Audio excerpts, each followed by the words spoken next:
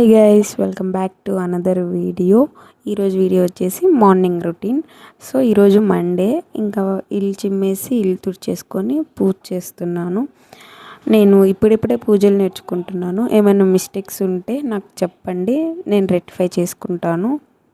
నాకు ఇష్టమైన దేవుడు శివుడు. మీకే దేవుడు ఇష్టమో కామెంట్ చేయండి.